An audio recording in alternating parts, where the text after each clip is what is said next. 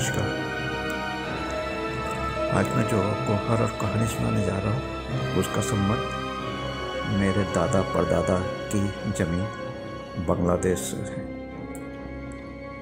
मैं जब ये पूर्वी पाकिस्तान था, उसके बाद ये पाकिस्तान के साथ युद्ध हुआ।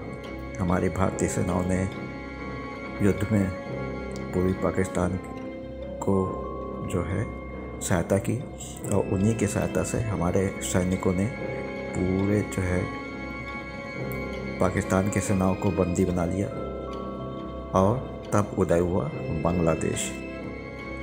मेरे जो फादर मतलब ग्रैंडफादर के ग्रैंडफादर के ग्रैंडफादर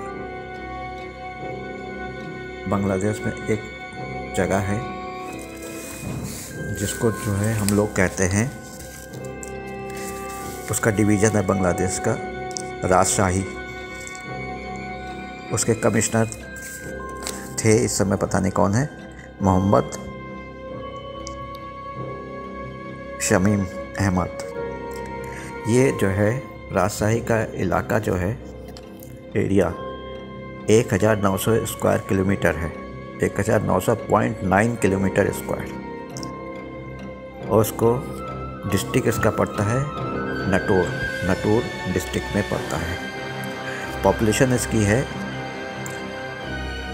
6 लाख, उस समय थी 6,98,447। और यहाँ पर जो है हिंदू भी रहते हैं, मुस्लिम भी रहते हैं, बुद्धिस्ट भी रहते हैं और क्रिश्चियन भी रहते हैं। हमारे दादा परदादा जो है नटूर के दादा परदादा नटूर के राजा थे। और हम लोग बारद्दो ब्राह्मण हैं, मोइत्रा। अब वो कहाँ जमाना रहा राजाओं महाराजाओं का। अब तो जो है क्या कहते हैं, देखिए मेरा क्या हाल है ना। राजवंश का हूँ तब भी ऐसी फकीरी की ज़िंदगी जी रहा हूँ, है ना। भगवान जो है देता है तो छप्पड़ फाड़ के, और नहीं देता है तो नहीं देता है। हमारे दादा परदादा, हमारी जो परदादी की परदादी थी, उनको सब लोग माँ भवानी कहते थे। एक तरह से वही राज करती थी। उन्होंने पूरा राजकाज संभाल लिया। बहुत ही समाज सेविका थी। उन्होंने बहुत बड़े बड़े मंदिर, बहुत बड़े बड़े धर्मशालाएँ बनाई, पीने को पानी का वो किया, बच्चों के पढ़ाई के लिए स्कूल बनाए और मेडिकल फैसिलिटीज़ भी दी गई। सारी चीज़ उन्होंने की। उनका बहुत नाम था। और मैं आपको बहुत पहले ही बता चुका हूँ कि मेरे दादा जी और मेरे परदादा के परदादा सब राय बहादुर के नाम से फेमस थे। राय बहादुर उनके नाम। और जो है हम लोग मोइत्रा ब्राह्मण हैं, बारिंदर ब्राह्मण और मजूमदार। हम लोग जो हैं जमाई काटा मजूमदार के नाम से फेमस है। उसकी एक अलग स्टोरी कभी मैं बताऊंगा। जमाई काटा मतलब अपने ही बेटी के पति को मार डाला काट के। क्यों, ये कभी फिर बताऊंगा। तो जमाई काटा मजूमदार के नाम फेमस है। और ये बांग्लादेश की कहानी है, हॉरर स्टोरी है बांग्लादेश की, जो कि मैं आपके सामने प्रकट करूंगा। उसको आप लोग पढ़िए, देखिए। एक राजवंश का लड़का जो है हॉरर स्टोरी लिख रहा है, भूत प्रेतों पे और तंत्र मंत्र का विशेषज्ञ है ना। कहाँ ज़िंदगी। उस समय की जो मतलब ज़मींदारी थी, राजा कहलाते थे, मतलब सबसे बड़ी ज़मींदारी थी उस समय के हिसाब से। बहुत दूर दूर और सालाना आए जाते हैं 7 लाख से 15 लाख उस ज़माने में। जहाँ जबकि उस समय जो है क्या कहते हैं, शायद ही हमारे ख्याल से 2-2.5 रुपए का वो मिलता होगा, शायद ही उससे भी कम। रुपए तो खैर नहीं है ना, मन भर तो क्या कहते मिल जाता होगा। एक बहुत सस्ते ज़माना था। उस समय के मतलब उनका राजस्व प्राप्त होता था ज़मींदारी में 7 लाख से 15 लाख, बहुत ज़्यादा अमीर थे, सबसे बड़ी ज़मींदारी थी। नटूर के राजा, है ना, नटूर के राजा राय बहादुर। और मेरे दादा जो है, हमारे 4 पीढ़ियों का नाम मुझे मालूम है। मेरे अपने फादर, उनके फादर, उनके फादर, उनके फादर, और ये जो माँ भवानी, ये 1700 कुछ में इनका शासन चलता था। खैर, वो तो खैर बात की बात है। अब ना राजा मैं हूँ, ना कहीं का प्रजा हूँ। मैं अपना स्वतंत्र जीव हूँ, अपनी आजीविका खुद चलाता हूँ। सरकारी नौकर था, बस इतना ही मेरा परिचय है ना। तो मैं आपको ले जाऊंगा आज जो है बांग्लादेश। बांग्लादेश में एक जगह पे है कि उसमें कुछ घर बन रहे हैं, अंडर कंस्ट्रक्शन है, और DOHS बनानी भोला सर उसका नाम है, बनानी भोला। उसमें जो है एक लेन है, 4 और 5वें लेन में जब वो मकान बनवाने लगे, मकान बन भी गया लेकिन लोग रहने लगे, तो फिर लोग बाग वहाँ से भागने लगे क्योंकि वो भुतहा था। कहते हैं 4 और 5 लेन में जो मकान बने हैं वो एक पुराने कब्रिस्तान को खोद खाद के समतल करके बनाए गए, और तब से वहाँ पर भूतों का आतंक है। खैर, मैं ये जो कहानी आपको बता रहा हूँ, मेरा अपना अनुभव किया हुआ बांग्लादेश, और ये सत्य घटना है। इसको आप लोग उसको मतलब, हाँ, मैं ये भी बता दूं कि मेरे फादर ने करीब 600-700 करोड़ रुपए का इस समय एक बहुत ही ब्यूटीफुल महल जैसा मेरी माँ के लिए बनवाया था। लेकिन जब हिंदुस्तान पाकिस्तान हुआ तो वो महल जो है छोड़ के वो इंडिया में आ गए, क्योंकि मारकाट बहुत हो रहा था। इंडिया में आ गए, गवर्नमेंट सर्वेंट थे रेलवे में, तो वो मकान जो है उन्होंने अपने एक दोस्त, मुस्लिम दोस्त था, उनको दे दिया। वो हर महीने जो है किराया भेजते थे। फिर उसके बाद उन्होंने किराया भी भेजना बंद कर दिया। और जो है, और जो हमारे जो घर था, इस समय जो पॉश इलाके में मेरा महल बना हुआ था किसी ज़माने में, वो लाल बंगला कहलाता था। बहुत ही फेमस था। शायद कोई पुराना हो, ये मेरे वीडियो को देख रहा हो तो मुझको ज़रूर याद करेगा। लाल बंगला मेरी माँ के लिए बनाया था मेरे पिताजी ने। आज उसकी कीमत कम से कम नहीं तो 600-700 करोड़ रुपए होगी। बहुत ही अच्छी जगह पे बना हुआ, पता नहीं अब है कि नहीं, जानता हूँ। हाँ, तो जो मैं ये बताया कि जब मैं वहाँ पर था तो मैंने बताया कि बनानी भोला है, उसमें DOHS ने बनाया था, है ना, अंडर कंस्ट्रक्शन। बहुत सारे अपार्टमेंट बने हुए हैं उसमें। जो 4-5वीं लेन का अपार्टमेंट जो है वो तो वहाँ घोषित हो गया। वहाँ पर रहने वाले अब कोई नहीं रहता, एबंडन हो गया वो पूरा, वहाँ कोई नहीं रहता। तो ज़िंदगी देखी कहाँ से कहाँ ले जाती। एक रात, बड़ी भयंकर तूफानी रात, और समझिए भयंकर रूप से, बंगाल में काल मेघ कहलाता है। काल मेघ मतलब समझिए कि क्या कहते हैं, तूफान आता भयंकर रूप से, भयंकर तूफानी रात। तो मैं 4-5वीं लेन में था, और मुझको जो है वहाँ पर भूतों का देखने का शौक़ था। किसी ने बताया था तो मैं वहाँ पहुँचा था। कैसे पहुँचा था, क्यों पहुँचा था, ये मैं आपको, ये अंडर वो है, समझने वाला है, समझे ना, उसको मैं खुलासा नहीं करूँगा। तो वो जो है भयंकर तूफानी रात, पूरे अचानक जो है काले रंग का मेघ छा गया, और बस कुछ ही देर में भयंकर, और हवाएं चलने लगी। बांग्लादेश में ऐसी भी हवाएं जब चलती हैं तो 70, 80, 90, 100, 130 तक स्पीड को अनुभव किया जाता है। वहाँ पर जो है टीन विन जो लगाया गया था उड़ के गिरने लगे। पेड़ जो है ऐसे झूम रहे थे, नारियल के पेड़ कि पूछने, बड़े बड़े पेड़ थे।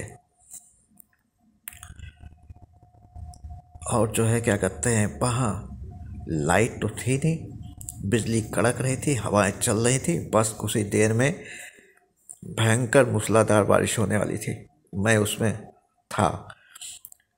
अचानक जोर से जो है चीखने चिल्लाने की आवाज़ आने लगी। मैंने समझा शायद तूफान से डर के मारे कोई चीख रहा हो। देखा एक औरत बच्चे को लाते दौड़ती चली जा रही, बाल उसके खुले हुए, साड़ी उसने पहनी हुई है, और जो है बच्चा रो रहा है, लेकिन वो मेरे आँख घुमाते ही वो गायब हो गई। फिर तो समझिए कि क्या कहते हैं, बहुत से लोग हाहाकार करते हुए दौड़े। तो हमको उसमें तो कुछ मुस्लिम भी लग रहे थे, और लुंगी भी पहने थे, कुर्ता भी पहने थे, सर पे टुपल्ली टोपी लगाए थे, और वो भी दौड़ रहे थे। तो मेरे ध्यान में ये नहीं आया कि ये जिंदा वाले आदमी हैं कि ये मर चुके भूत प्रेत हैं। तूफानी रात, कड़कड़ाती बिजली, और जो है भयंकर रूप से पेड़ों का इधर से उधर हिलना, और लगता है अभी गिरा। और जो टीन विन लगाई गई थी वो तो उड़ उड़ के गिरने लगी। जी हाँ, मैं नटोर में DOHS जो ढाका का है, उन्होंने म्यूनिसिपल कॉर्पोरेशन जो ढाका वाले हैं, उन्होंने ये बनवाना शुरू किया था, लेकिन वो सफलता नहीं मिल पाई। चौथे पाँचवें लेन में मकान बने भी, लेकिन कोई रहने नहीं आया। ये करीब हम वहाँ पर 15 मिनट तूफान में ही एक बने बनाए घर में बरामदे में खड़ा था। लोग बाग दौड़ रहे थे, हवाओं का वेग बढ़ रहा था, और इतनी जोर से जो है बिजली कड़क रही थी, और लो झमाझम मूसलाधार बारिश होने लगी, क्योंकि तूफान आ चुका था। मैं तो डर रहा था कि ये कहीं मतलब कहीं हेरा फेरी ना हुई हो मकान बनवाने में, जो इस तूफान में ढह जाए। खैर ढहा नहीं, मैं वहाँ खड़ा देखता रहा। उस भयंकर तूफानी रात में देखा कि 8-10 लोग, उनके साथ जो है छोटे छोटे बच्चे, नौजवान लड़कियां भी थी, और कुछ औरतें भी थी। वो जो है चलते चले आ रहे, लेकिन उन पर ना तूफान का डर हो रहा था, ना उनके ऊपर पानी गिर रहा था। माने पानी तो गिर रहा था झमाझम, लेकिन वो भीगे नहीं थे, उनके कपड़े तक नहीं भीगे थे। तो मैंने आंख मल मल के देखा, कहीं ये तो मेरा भ्रम तो नहीं है। मैं करीब जो है पूरी रात वहाँ फंसा रहा, और इस बीच में इतनी भयंकर भयंकर आवाज़ें, और पेड़ों के टूटने की आवाज़ें, खंभे जो थे वो गिरने की आवाज़ें, सब तूफान में तहस नहस हो गया। और मैं दुबका सा जो है एक मकान के बरामदे में खड़ा था। पानी की बौछारें पड़ रही थी, तो मैं ज़रा सा और दूर हो गया जिससे मैं ना भीग जाऊं। मैं खड़ा खड़ा सब देखता रहा। उस तूफानी भयंकर रात में बांग्लादेश में एक ऐसा ऐसा जो है देश, और ऐसी जगह जहाँ पर जो है मेरे परदादा के परदादा राज करते थे, जमींदार थे, राजा कहलाते थे, और उनको सरनेम भी था राय बहादुर। इतने विशाल, अभी भी आप जाइए तो यदि मुझको मौका मिलेगा तो मैं अपना वो पैलेस दिखाऊंगा जहाँ मेरे दादा परदादा, मेरी दादी भवानी है ना, राज रानी भवानी जो मेरी दादी थी, उन्होंने जो महल बनवाया था वो भी मैं दिखाऊंगा, यदि हो सका तो। फोटो सब देख लीजिएगा। पूरी रात मैंने भूतों का तांडव देखा, और जो है लोगों को घबराते हुए भागते देखा। वो असल में थे कि भूत थे नहीं मालूम, क्योंकि मैं करीब उनसे करीब जो है 50-60 फुट दूर एक निर्मित मकान के बरामदे में खड़े होके ये सब तमाशा देख रहा था।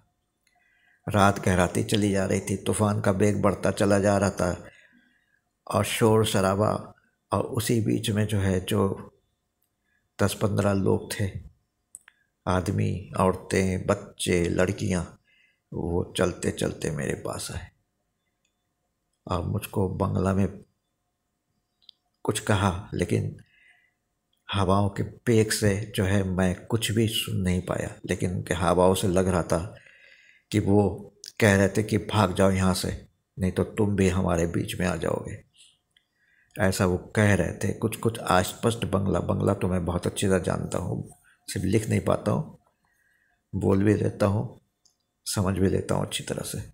तो उनका कहना था कि ये उनका इलाका है, यहाँ पर मैं दखल अंदाजी ना करूँ और यहाँ से मैं भाग जाऊँ। तो मैंने कहा, देखो, जिस ज़मीन पर तुम लोग खड़े हो, जहाँ पर तुम लोग जो है हमको भगा रहे हो, ये कभी मेरे दादा परदादा की ज़मीन थी और मेरे दादा परदादा यहाँ के राजा थे। उस हिसाब से मैं यहाँ का युवराज हूँ। तुमको मुझसे डरना चाहिए, है ना। और तुम लोग तूफान से, ये क्या बात है कि तूफान में सब लोग, इतने पानी में भी तुम लोग भीगे नहीं हो। उसमें से सब लोग हंसने लगे, हा हा हा हा हा करके, ऐसी जोर से भयंकर चित्कार करके हंसने लगे। औरतें चिल्लाने लगी और कहने लगे, हम लोग वही हैं जो इस, जहाँ पर तुम खड़े हो उसके नीचे हम लोग की कब्रें हैं। हम लोग जो हैं मुर्दे, हम लोग को जो है जब मर गए थे यहीं दफना दिया गया था। हम लोग शांति से सो रहे थे, लेकिन जो है लोगों ने मेरे कब्रों को उजाड़ के मेरे कंकालों को फेंक दिया और उस पर जो है ये पूरी बिल्डिंग बना दी। हम लोग यहाँ पर किसी को भी कभी नहीं रहने देंगे। और धीरे धीरे सब जो है बहुत बुरी तरह शोर मचाए, हर तरह के डराने की कोशिश की, लेकिन अब मरता क्या ना करता। यदि मैं डरता तो वो मेरे पर हावी हो जाते। और धीरे धीरे जो है हवाओं का वेग भी कम होने लगा, पानी भी हल्का होने लगा और साथ साथ ऐसा लगने लगा कि सुबह हो गई है। धीरे धीरे सुबह होते होते सब कुछ शांत हो गया। लेकिन आश्चर्यजनक बात यह है कि ना वो तूफान आया था और ना बिजली कड़की थी, ना पानी बरसा था, ना पेड़ पौधे गिरने की आवाज़ आई थी, कुछ नहीं। और ये सब जो दौड़ रहे थे, ये सब एक दृष्टिभ्रम था कि माया जाल था, ये मैं नहीं बता सकता। लेकिन ये जो है, आप लोग यदि कभी जाइएगा तो हॉन्टेड जगह है, इसको ज़रूर देखिएगा, है ना। ये सब मेरी कोई कल्पना नहीं है, ये मैंने अपनी आंखों से देखा, क्योंकि मैं गया था। अब मुझको है कि मैं अभी भी प्रयत्नशील हूँ कि मैं अपने दादा दादी की ज़मीन को पा सकूं। ठीक है, नमस्कार, जय हिंद, जय भारत। ये मैं वीडियो यहीं समाप्त कर रहा हूँ। कैसा लगा आपको? हाँ, संपूर्ण भारत में और हमारे विदेशों में जो भी मेरे शुभचिंतक हैं, उसको merry Christmas all of you. Thanks. Prabhu Jesus आप लोग की मदद करें। सेंटर क्लास बच्चों को खूब प्यार दे, खूब गिफ्ट दे। नमस्कार, जय हिंद, जय भारत।